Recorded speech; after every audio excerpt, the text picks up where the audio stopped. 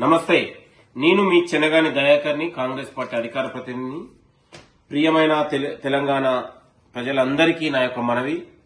ఈరోజు నమస్తే తెలంగాణ, ఇది గుమస్తే తెలంగాణ లాగా ప్రభుత్వం పైన, ప్రజాప్రభుత్వం పైన రోత కథనాలు రాస్తూ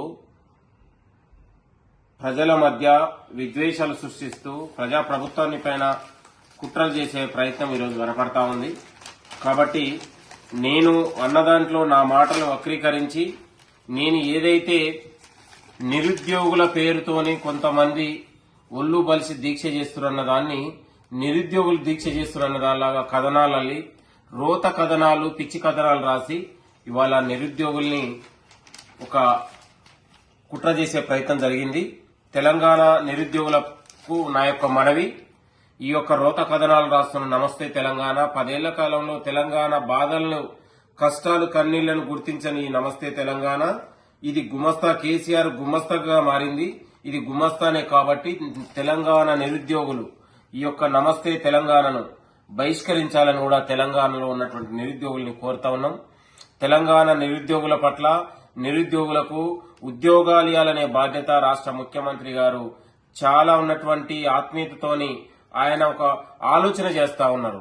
నిన్నగాక మొన్న జరిగినటువంటి ప్రతి సమావేశంలో కూడా నిరుద్యోగుల పట్ల ఆయన యొక్క ప్రేమ గాని, ఆయన యొక్క వైఖరి గాని, నిరుద్యోగులకు ఉద్యోగాలు ఇవ్వాలనే ఆలోచనతో ముందుకెళ్తా ఉంటే నిరుద్యోగుల్ని విద్వేషం నింపాలని విష ప్రచారం చేస్తూ గల నమస్తే తెలంగాణ ఒక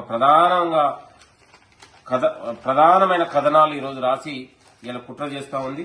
తెలంగాణ నిరుద్యోగులందరికీ నా యొక్క మనవి, నమస్తే తెలంగాణను తెలంగాణ నిరుద్యోగులు బహిష్కరించాలి.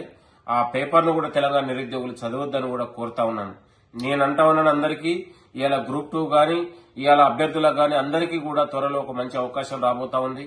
నిరుద్యోగుల పట్ల, అభ్యర్థుల పట్ల ముఖ్యమంత్రి గారు చాలా ఉన్నటువంటి సానుకూలంగా ఉన్నారు. జాబ్ క్యాలెండర్ రాబోతా ఉంది. జాబ్ క్యాలెండర్ తోనే తెలంగాణ నిరుద్యోగుల దశ దిశ మారబోతుందని నేనుగా మీ అందరికీ కోరుతా ఉన్నాను. కాంగ్రెస్ ప్రభుత్వంతోనే, ప్రజాపాలనతోనే తెలంగాణలో నిరుద్యోగులకు ఉద్యోగాలు రాబోతా ఉన్నాయి తప్ప ఏ పార్టీ కూడా నిరుద్యోగులకు ఉద్యోగాలు ఇవ్వలేదు. ఒక కాంగ్రెస్ ప్రభుత్వం ఇవ్వబోతుంది, ఇస్తుంది.